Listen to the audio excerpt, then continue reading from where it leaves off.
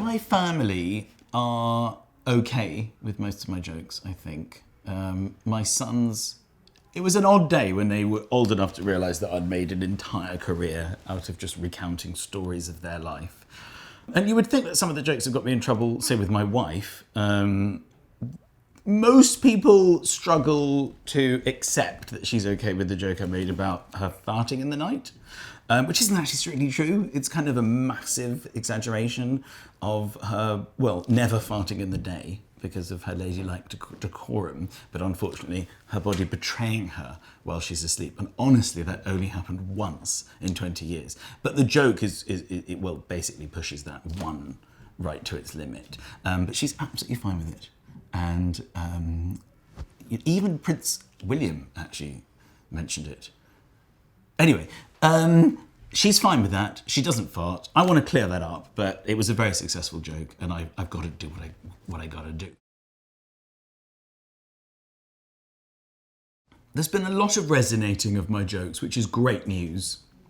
It's hard to know what's resonated most. I mean, all the way through my life, you've got people, like if I'm in a restaurant, the waiter will always talk to me, well, not always, but a lot of the time he'll talk to me about the wine and the whole joke I had about not knowing about wine tasting, wine ordering, all the nonsense of that. Women are always, the tights one is huge, women putting tights on, they're always saying, and it's always they can't do a thing without thinking of me. A lot of women say that to me, I can't put my tights on without thinking of you. Or every time I leave the house in the morning with the kids, I think of you. Every time I lose one shoe, I think of you. So that's important to me. Every time I have a picnic, every time a wasp lands on me, I think of you. So I really try for that. Every time I write a new joke, it's like, I want people to think of me doing this. I basically want people to think about me every day, and that's my challenge, to keep writing those jokes that relate so heavily with your lives. So yes, all those jokes have resonated, and I'm so happy that they have.